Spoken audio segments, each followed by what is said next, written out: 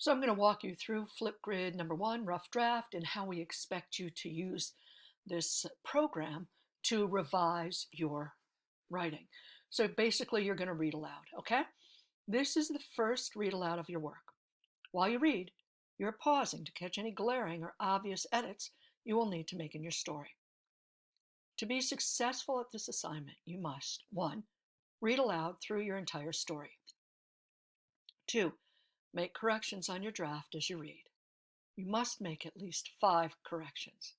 It's important. We put the asterisks. Pay attention. Respond. 3. Respond with one statement identifying the most common mistake you found in your writing. And 4. Respond with one question for your teachers about how to improve your writing for this story. Since you are recording your writing as you revise it, you will not have to have your face on camera. But we need to see your story as you make changes. On the other hand, if you would like to show yourself in the beginning and say hi to us, feel free. Also, take advantage of the effects feature to add a little pizzazz. So, this is what you do. We've read those directions. We're now going to click record a response. It's going to load it up. You see me. I'm going to go down here. I'm going to click on my effects. I think I'm going to use this. And my options are record, start screen recording, and I'm going to click on Chrome tab because I want to show you my changes as I make them. Okay, so here we go. So I'm going to read it a paragraph at a time, and I'm not going to go through the whole thing. I'm just going to do enough that you guys understand the procedure. I can't really be mad or sad, and I can't be glad either. But I am mad because he was never there. I can say, yeah, I'm cool with it, but will others believe me? Who knows? I guess the best I can do is share my story with others and hope that they find strength in my words. So a couple of things I noticed right out of the gate is I needed to capitalize the I. And when I click on it, it may give you a suggestion. It's giving me a suggestion. So capital I and then can't. So I can go here, do the same thing. I can.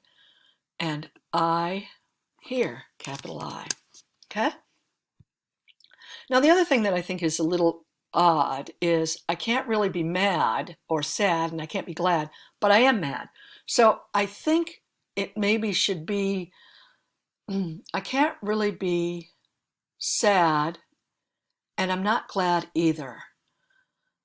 So I think I want to change the wording. I can't really be, so I'm going to take that out, sad, and I can't be glad either. And then, look, it even gives me a recommendation. Now I can put period and then go but I don't like that. I think I want to go comma, space, and then bring that back here, lowercase b. But I am mad because he was, but I can be mad because he was never there. So I hope that kind of sets the tone for my story. I'm going to take away a couple of spaces there. I can say, yeah, I'm cool with it, but will others believe me? And I think I need a question mark here. Who knows?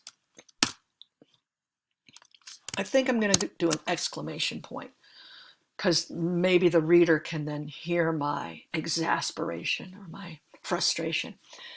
I guess the best I can do is share my story with others and hope that they find strength in my words. And I think I need a period here. So I think that sounds pretty good, excuse me, as my first paragraph. So, and I hint at he, and now I'm going to start talking about who he is.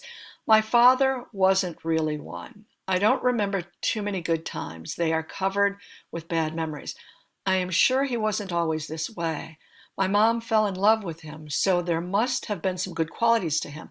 I guess by the time I came around, there was too much pressure on him. He couldn't hold a job, and he didn't want to do things that would help him. I guess he was weak. So this part here sounds a little awkward or unfinished. My father wasn't really one. So I think I need to expand on that. My father wasn't really a good father. But then I have good here. Maybe I'm going to say, rather than good, I'm going to say a strong father. Again, capital. I don't remember too many good times. And I'm going to say because they are covered, rather than covered, I don't like that. I like clouded over with bad memories. So now I'm using kind of imagery here, and I hope that that can be felt when people read it. I'm sure he wasn't always this way. This way. I'm sure he wasn't always, well, what is this way? Neglectful? I think that's a better word. Neglectful. Because my mom, so rather than making that two separate sentences, because my mom fell in love with him, so there must have been some good qualities to him. I like that better. I am sure he wasn't always this neglectful, because my mom fell in love with him, so there must have been some good qualities to him. I guess by the time I came around, again, capital I, by the time I came around, there was too much pressure on him. He couldn't hold a job, and he didn't want to do things that would help him. That would help him or our family. Period. I like that, because it's not just about him, and he was acting that way, I guess. So I guess by the time I came around, there was too much pressure on him. I can say, comma, he couldn't hold a job, and he didn't want to do the things that would help him or our family. I guess he was weak. That kind of just comes to a halt. I think I'm going to say, I guess he was both a weak father as well as a weak man. That sounds a little bit better. Okay, so I'm hoping that this helped you guys to see how you go through and make the corrections. And so I'm going to let my teachers know that the thing that I struggled the most on was the capitals and punctuation. But I also have a question for my teachers. I want them to help me to really flesh this out a little bit more, so I can, I don't want it to sound like I'm just accusing him and he was horrible. So I think I'm going to ask if they can help me a little bit with this paragraph. So I hope this was helpful. Now you guys do the same and knock it out of the ballpark.